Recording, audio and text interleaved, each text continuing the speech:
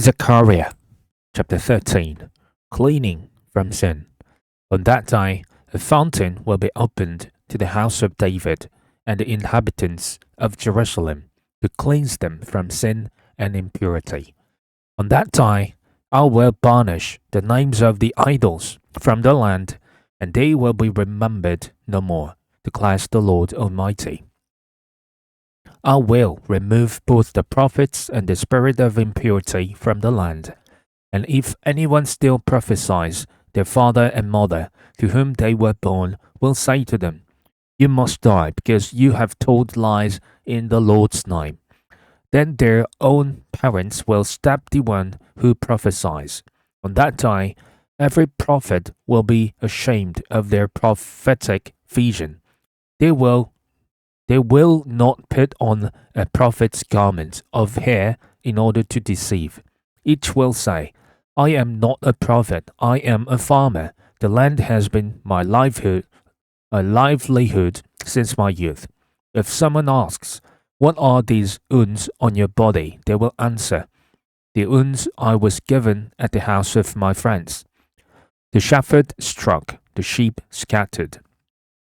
A wake sword against my shepherd, against the man who is close to me, declares the Lord Almighty. Strike the shepherd, and the sheep will be scattered, and I will turn my hand against the little ones. In the whole land, declares the Lord, 2/3 will be struck down and perish, yet 1/3 will be left in it. This third I will put into the fire. I will refine them like silver, and test them like gold. They will call on my name, and I will answer them. I will say, "They are my people," and they will say, "The Lord is our God." Zechariah chapter 14. The Lord comes and reigns. A day of the Lord is coming, Jerusalem, when your possessions will be plundered and divided up within your very walls. I will gather all the nations to Jerusalem to fight against it. The city will be captured, the houses ransacked, and the women raped. Half of the city will go into exile, but the rest of the people will not be taken from the city.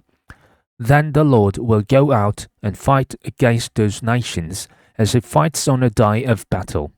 On that day, his feet will stand on the Mount of Olives east of Jerusalem, and the Mount of Olives will be split in two, from east to west, forming a great valley with half of the mountain moving north and half moving south. You will flee by my mountain valley, but it will extend to Azel. You will flee as you fled from the earthquake in the days of Uzziah, king of Judah. Then the Lord my God will come, and all the holy ones with him. On that day, there will be neither sunlight nor cold, frosty darkness. It will be a unique day, a day known only to the Lord, with no distinction between day and night. When evening comes, there will be light. On that day, living water will flow out from Jerusalem, half of it east to the Dead Sea, and half of it west to the Mediterranean Sea, in summer and in winter. The Lord will be king of the whole earth. On that day, there will be one Lord, and his name the only name. The whole land from Geba to Rimmon, south of Jerusalem, will become like the Arabah. But Jerusalem will be raised up high from the Benjamin gate to the site of the first gate to the corner gate, and from the tower of Hananel to the royal wine presses, and will remain in its place. It will be inhabited, never again will it be destroyed. Jerusalem will be secure. This is the plague with which the Lord will strike all the nations that fought against Jerusalem. Their flesh will rot while they are still standing on their feet. Their eyes will rot in their sockets, and their tongues will rot in their mouths.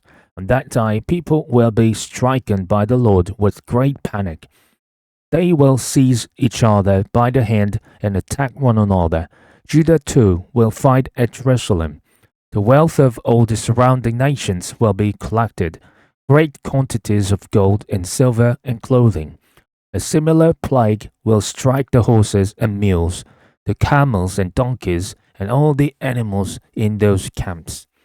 Then the survivors from all the nations that have attacked Jerusalem will go up year after year to worship the King, the Lord Almighty, and to celebrate the festival of tabernacles. If any of the peoples of the earth do not go up to Jerusalem to worship the King, the Lord Almighty, they will have no rain.